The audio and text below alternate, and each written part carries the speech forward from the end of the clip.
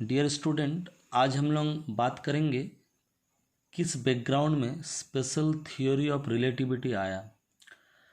पहले थोड़ा हम लोग हिस्ट्री को थोड़ा देख लेते हैं, कैसे रिलेटिविटी का जो कॉन्सेप्ट है वो कैसे आया। तो जैसे कि हम लोग जानते हैं, एरिस्टोटल को हम लोग फादर ऑफ साइंस हम लोग बोलते हैं और गैलीलियो को हम लोग फादर ऑफ मॉडर्न फिजिक्स हम लोग बोलते हैं। एरिस्टोटल, उनका जो आइडिया था, जो कोई भी बॉडी तब तक चलता रहेगा जब तक कि उसको एक्सटर्नल फोर्स गाइड करे, एक्सटर्नल फोर्स उस पर एक्ट करे। उनको ऐसा लगता था एक समान चाल के लिए एक समान बल की आवश्यकता होती है। For uniform motion uniform force is required. उनको ये भी लगता था अगर कोई एक्सटर्नल एक्शन नहीं होगा, फोर्स नहीं लगेगा, तो बॉडी हमेशा के लिए रेस्ट में रहेगा। फोर्स ही मोशन को क्रिएट करता है और जैसे फोर्स का एग्जाम्पल हो सकता है पुशिंग, पुलिंग, लिफ्टिंग, थ्रोइंग। इसी के चलते ही कोई बॉडी मूव करता है और उनके अनुसार फोर्स का जो फार्मूला था, आज हम लोग जो जानते हैं वो थोड़ा अलग जानते हैं। उनके अनुसार F equal to m, first derivative of जो हमारा डिस्प्लेसमेंट था। बहुत हद तक ऐसा लग सकता है हम लोग को जो एरिस्टोटल जो बोल रहे वो सही बोल रहे। जैसे for uniform motion uniform force is required. एक समान चाल के लिए एक समान बल की आवश्यकता होती है। जैसे एग्जाम्पल के तौर पे अगर एक प्लेन ग्राउंड में हम साइकिल चला रहे हैं, एक ही जैसा पेडल अगर हम मारेंगे साइकिल को तो एक ही जैसा वो मूव करेगा। तो इसी के आधार पर हम लोगों को लग सकता है यूनिफॉर्म मोशन के लिए यूनिफॉर्म फोर्स की दरकार पड़ता है और अगर कोई बॉडी पे फोर्स अगर हम ना लगाएं तो वो रेस्ट में रहेगा, फोर्स के कारण ही वो मूव करता। ये धारणा था एरिस्टोटल का।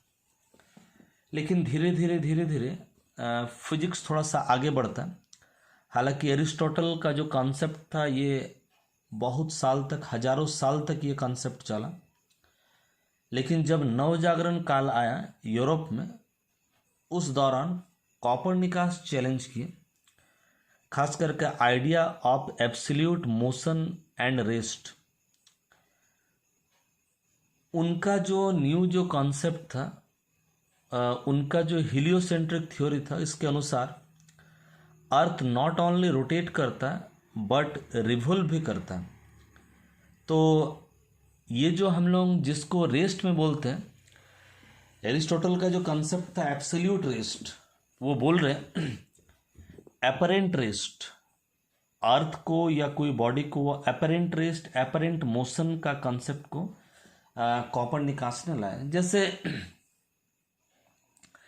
अगर सन को हम लोग देखेंगे, अर्थ से अगर हम सन को देखेंगे तो सन का जो मोशन है, this is not the real motion of सन।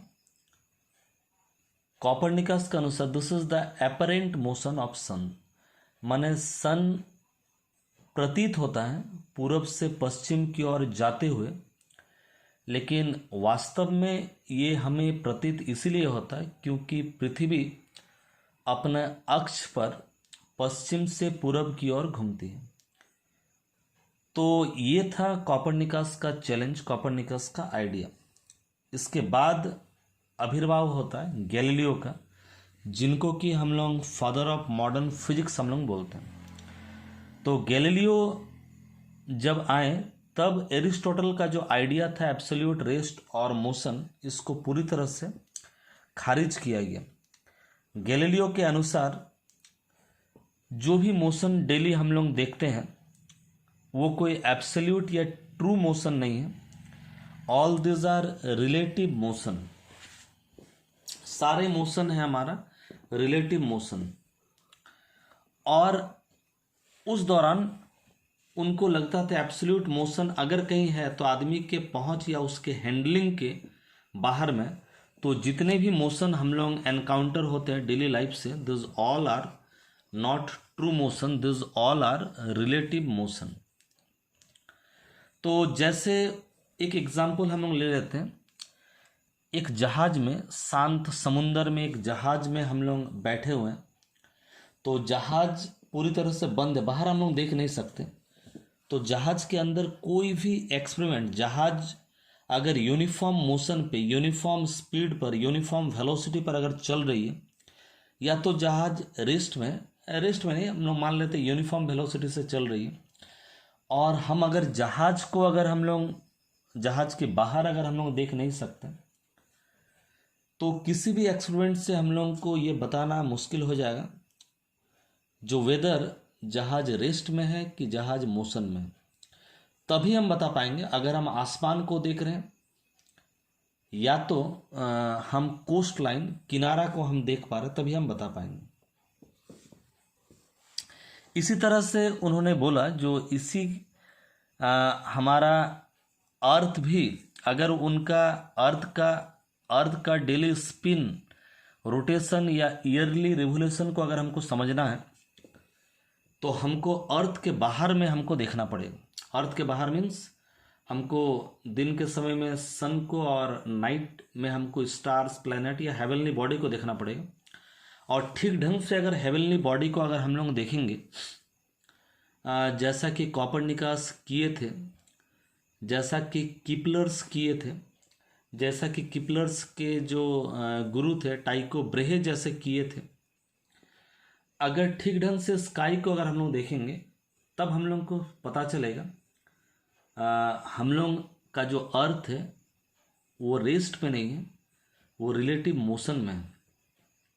और इसी का मोशन के चलते हेवनली बॉडी का जो पोजीशन है वो डेली पोजीशन या ईयरली पोजीशन उसका चेंज हो रहा। तो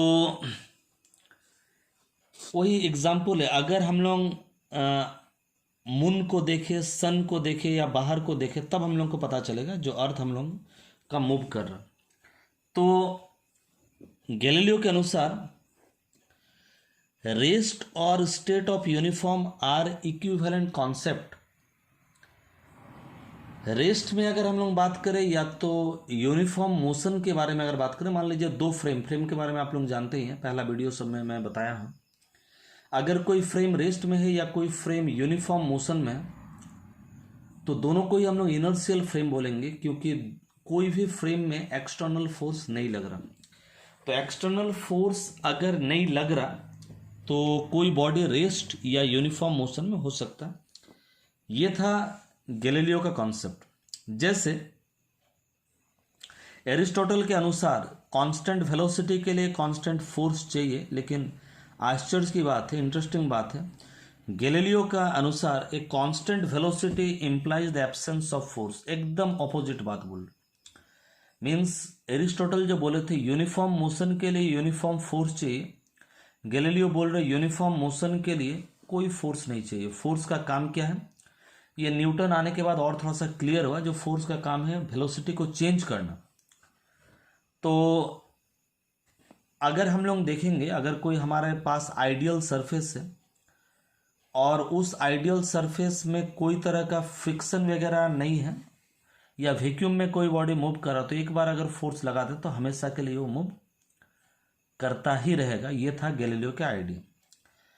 गैलीलियो ही सबसे पहले साइंस में, फिजिक्स में एक्सपेरिमेंट, ऑब्जर्वेशन, एनालिसिस ये वो स्टार्ट किए, जो कि हालांकि कॉपरनिकस कुछ हद तक स्टार्ट किए थे, लेकिन इसको बहुत ज़्यादा एडवांस किए गैलीलियो। और गैलीलियो का आप लोग जानते हैं फ्री फॉलिंग बॉडी को लेकर के उनका एक्सपेरिमेंट, पेंडुलम को लेकर के एक्सपेरिमेंट, तमाम चीज़ को लेकर के उस दौरान जो भी मान्यताएं थी, गैलीलियो ऐसा चाहते थे जो भी मान्यताएं ठीक है उसको हम मानेंगे, लेकिन पहले हम करके देखेंगे, एक्सपेरिमेंट करके हम देखेंगे।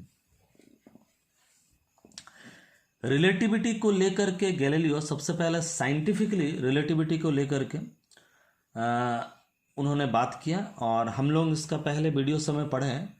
गैलीलियन ट्रांसफॉर्मेशन या गैलीलियन रिलेटिविटी के बारे में हम लोग जानते हैं। तो जैसे अगर मान लीजिए हम लोग कोई कार में ट्रैवल कर रहे, तब कार का जो पोजीशन है या उसका वेलोसिटी है हम लोग तभी पता कर सकते हैं अगर हमारे पास कोई रेफरेंस फ्रेम अगर हो, रेफरेंस फ्रेम के रेस्पेक्ट में ही कार का वेलोसिटी हम बोल सकते हैं। मीन्स अगर कार मूव कर रही है और कोई एक आदमी ज़मीन पर है तो वो बोलेगा कार मूव कर रहा, लेकिन कार जितना वेलोसिटी से मूव कर रहा है यूनिफॉर्मली, उतना ही यूनिफॉर्म वेलोसिटी से हम उसी डायरेक्शन में अगर कार के पैरेलल में मूव करें तो वो कार हमको रुकी हुई नजर आएगी। कार अगर आगे जा रही है उसके ऑपोजिट दिशा में अगर हम मूव करें तो कार का वेलोसिटी हमको और ज़्यादा हम लोग को नज़र आएगी। इसका मतलब कार का जो मोशन है that motion is not absolute, अलग अलग जगह से उस मोशन को अलग अलग दिखेगा। मीन्स अलग अलग जगह को ही हम लोग बोलेंगे जहाँ से मेजरमेंट करते हैं, वो होगा हमारा फ्रेम ऑफ रेफरेंस। गैलीलियो खास करके आर्ट्स, लिटरेचर, म्यूजिक, पेंटिंग ये सब में भी बहुत इंटरेस्ट हो रखते थे। जो हमारा धारणा है साइंटिस्ट लोग शायद साइंस के बारे में ही जानते हैं, लेकिन Galileo arts, literature, music, painting ये सब में बहुत इंटरेस्ट रखते थे। जैसे अल्बर्ट आइंस्टाइन म्यूजिक में बहुत ज़्यादा इंटरेस्ट रखते थे। इसी तरह से अलग अलग वैज्ञानिक खाली एकदम साइंस में ही जो रुचि रखते हैं बात ऐसा नहीं, बहुत सारे वैज्ञानिक सोशल एक्टिविटी में हो या तो डिफरेंट एक्टिविटी में अपने आप को इन्वॉल्व रखते हैं। अब हम लोग बात करते हैं गैलीलियो के बाद और कॉन्सेप्ट को, रिलेटिविटी के कॉन्सेप्ट को और कैसे एडवांस किया आइजैक न्यूटन। तो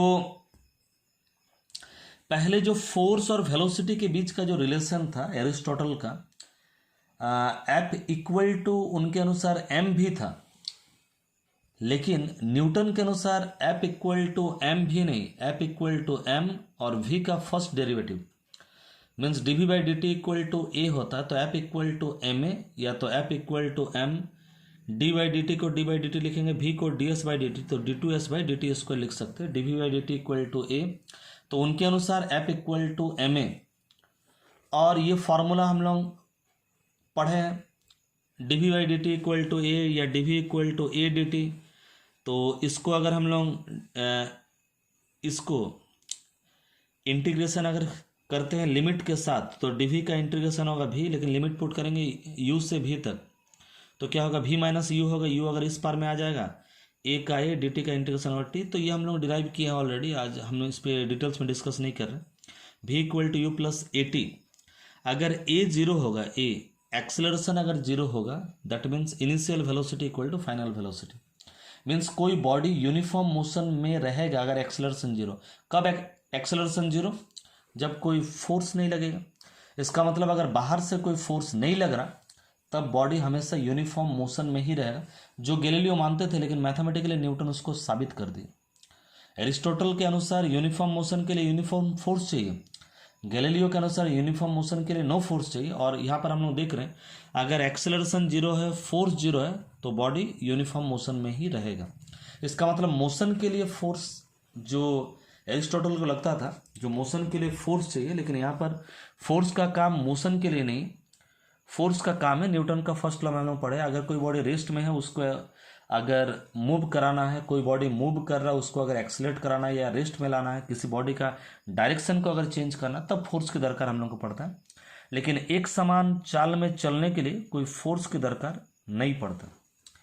तो ये मोटा मोटी न्यूटन का कंसेप्ट था। और खास करके न्यूटन का मैकेनिक्स में हम लोग देखेंगे, न्यूटन का मैकेनिक्स में जो length of body, time means duration of event होगा या टाइम जिसको हम लोग बोलते हैं, ये हर फ्रेम में इन्वेरिएंट रहेगा या एब्सोल्यूट रहेगा। मीन्स हम जो बोलना चाह रहे हैं, अगर दो इनर्शियल फ्रेम अगर लेंगे तो पहला इनर्शियल फ्रेम से कोई बॉडी का लेंथ जो मापा जाएगा, दूसरा इनर्शियल फ्रेम से भी बॉडी का वही लेंथ मापा जाएगा।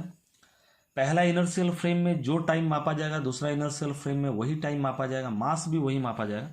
मीन्स न्यूटन का जो मैकेनिक्स है उसके अनुसार मास, लेंथ, टाइम ये एब्सोल्यूट है। गैलीलियन रिलेटिविटी हम लोग पहले ही बात किए हैं, गैलीलियो ट्रांसफॉर्मेशन का, पोजीशन का बात किए हैं। एक्स डैश से एस डैश फ्रेम में x dash equal to x minus v t. इसका मतलब क्लासिकल रिलेटिविटी या गैलीलियन रिलेटिविटी या न्यूटनियन मैकेनिक्स में position of body dependent upon frame of reference. अलग अलग बॉडी का पोजीशन अलग अलग फ्रेम ऑफ रेफरेंस में अलग अलग होगा। इसी अनुसार वेलोसिटी भी हम लोग को अलग अलग दिखेगा। लेकिन acceleration, force, mass, length, time, this all are क्या है, एब्सोल्यूट है। ये हमारा न्यूटनियन फ्रेम ऑफ रेफरेंस या गैलीलियन फ्रेम ऑफ रेफरेंस या गैलीलियन रिलेटिविटी या न्यूटनियन मैकेनिक्स में हम बोल सकते हैं। तो न्यूटन के अनुसार जो time, space, these are absolute, ये रिलेटिव नहीं है, ये एब्सोल्यूट है। टाइम को बोले थे जो हर फ्रेम के लिए किसी भी चीज़ के ऊपर, बाहरी चीज़ के ऊपर निर्भर नहीं करता, हर फ्रेम में, हर जगह में टाइम इक्वली फ्लो करता, टाइम इक्वली मूव करता, और ये एब्सोल्यूट है।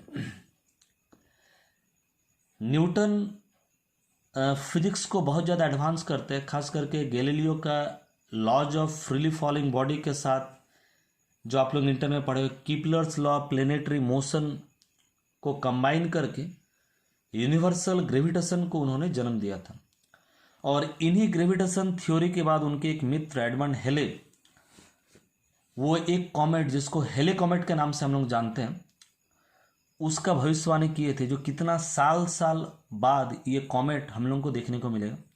और न्यूटन के थ्योरी के आधार पर, ग्रेविटेशनल का थ्योरी का जो भविष्यवाणी वो किए थे, खास करके जिस साल में वो बोले थे उसी साल में वो घूम करके आएगा, वो कॉमेट हो एकदम हुबहू उसी साल में वो घूम करके आया। और तब से उस कॉमेट का नाम हेले कॉमेट रखा गया, हेले, क्योंकि एडमंड हेले ने ही न्यूटन का थ्योरी ऑफ ग्रेविटेशन के आधार पर उसको भविष्यवाणी किया था।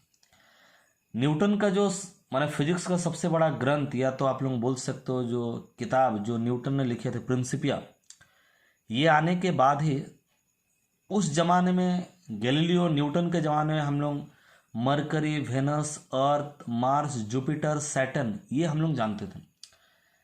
लेकिन इसके बाद भी कुछ प्लैनेट हो सकता है। तो खास करके न्यूटन का थ्योरी ऑफ ग्रेविटेशन को अप्लाई करके कुछ वैज्ञानिक सैटर्न के बाद भी जो प्लैनेट है, यूरेनियस, नेपच्यून, प्लूटो, उसके बाद वो डिस्कवर्ड हुआ। हर एक सेंचुरी में एक एक प्लैनेट डिस्कवर्ड हुआ। तो उस दौरान ये माना जाता था जो न्यूटन का जो मैकेनिक्स, वो पूरा चाहे हेबेनली बॉडी हो और चाहे अर्थ का बॉडी हो, जो भी है, मैकेनिक्स का फाइनल वर्ड न्यूटन ने कह दिया। माने न्यूटन जो फिजिक्स दिए हैं, और कुछ फिजिक्स में बाकी रहा नहीं जिसको कि डिस्कवर या इन्वेंट किया जा सके।